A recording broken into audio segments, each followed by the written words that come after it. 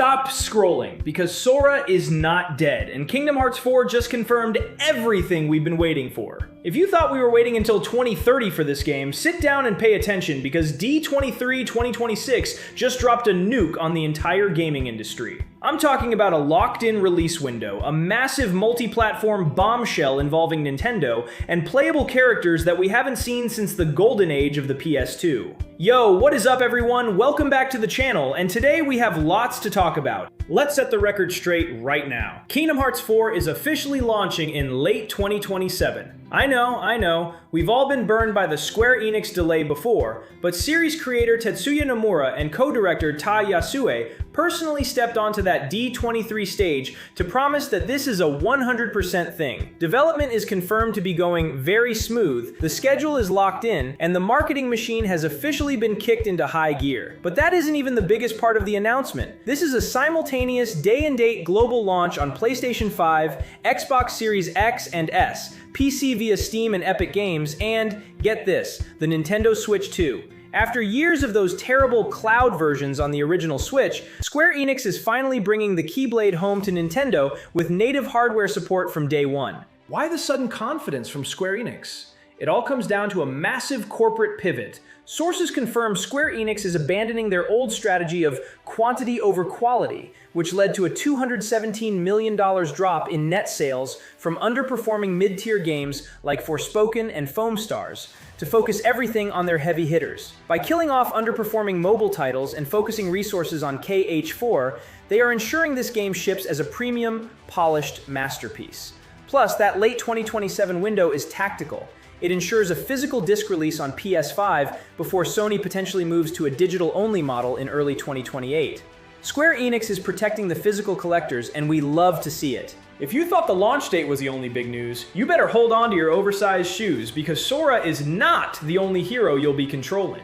For the first time in mainline history, Donald Duck and Goofy are fully playable in dedicated combat segments. We saw gameplay of them in the underworld from Hercules, where they are desperately searching for clues about Sora's disappearance.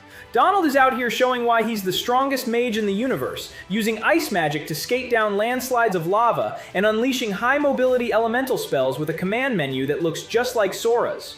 Meanwhile, Goofy is a tank, using high-impact shield charges and heavy defense to wreck Heartless up close. They even have a fusion action where they team up to ride Goofy's shield, while Donald blasts magic at anything that moves. This multi-perspective design means we aren't just watching Sora's friends look for him in cutscenes, we are the friends finding him. Let's talk worlds, because Pixar's Coco is officially confirmed for KH4. This isn't just a cameo, it's an integral part of the story because it deals with family, memory, and the afterworld, which perfectly mirrors Sora's current situation. The Land of the Dead looks breathtaking in Unreal Engine 5, with rhythmic combat where Sora fights alongside Miguel and Hector. Miguel sings to trigger magical effects, while Hector uses his skeleton arms like nunchaku or a bow and arrow. It is unapologetically Disney, and it looks incredible. And then there's the King. Playable King Mickey is officially here, and his gameplay is a complete genre shift. Mickey traverses a magical book world within Scala ad Caelum using a papercraft mechanic that looks straight out of Paper Mario.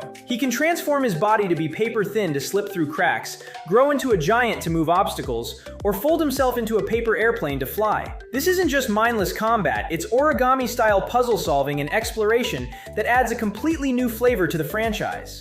But the real star of the show is Quadratum. Tai Yasue confirmed that this fictionalized Tokyo is the largest urban space they have ever built. Sora's movement has been completely overhauled to handle this scale, with a new Keychain action system. You can use the Keyblade chain as a grappling hook to launch onto skyscrapers, slide down power lines, and parkour around street signs with insane speed. And for the hub fans, we are getting Disney Town. This world is heavily influenced by Toontown at Disneyland, and it's going to be a lively theme park experience filled with colorful activities. We're talking ice cream themed minigames inspired by real Disney treats that serve as the perfect contrast to the realistic streets of Shibuya. Each world is confirmed to have unique shaders and gameplay styles to make sure the experience never gets repetitive.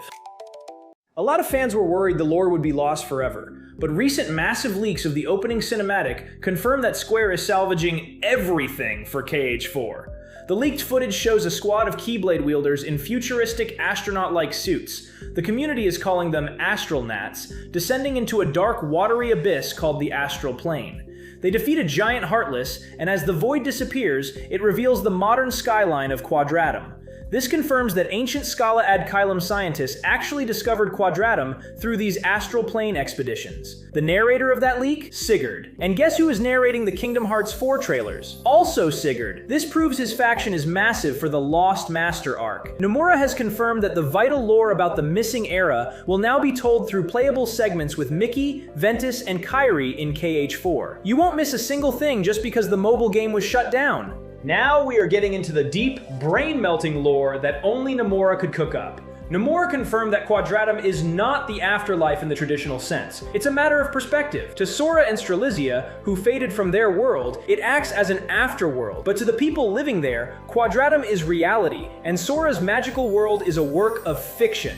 This sets the stage for the Lost Master arc. We saw young Xehanort from Dark Road in Quadratum, and he is holding a broken umbrella. This is a huge metaphor. The black coats were actually raincoats designed by the Master of Masters to protect users against the darkness. By showing Xehanort with a broken umbrella, the game is telling us that he and Sora are now completely vulnerable to the darkness of this world. To wrap this all up, the hype train has no brakes. The D23 trailer ended with the reveal of a grown-up Riku. He has a new, short-cropped haircut and is rocking an overshirt with dark Disney motifs as he steps in to defend Sora against 3 massive Heartless in Quadratum. Riku's search for Sora since the events of Melody of Memory has finally paid off, and his role in this game is confirmed to be substantial, with long playable stretches. And the big bads? The 13 True Darknesses. These primordial entities of pure malice are looking for physical hosts, and the Master of Masters has been sowing discord to force the Foretellers to trap these entities within themselves. We are looking at a war between 7 darknesses and 13 lights, with the Master of Masters operating from the shadows of Quadratum. This is the ultimate endgame. And if that wasn't enough to make you scream, Disney and Square Enix officially announced a Kingdom Hearts anime series coming soon to Disney Plus and the Disney Channel. Tetsuya Nomura is personally collaborating on it, and it is clearly designed to bring this insane story to a massive mainstream audience alongside the KH4 launch. This is it, guys. Polished gameplay, multiple playable characters, deep metaphysical lore, and a firm 2027 release window. Square Enix is finally all in, and the Lost Master arc is going to be the most legendary chapter in the series' history. Make sure to hit that subscribe button for every single update as we march toward 2027. I'll see you in the next one. May your heart be your guiding key.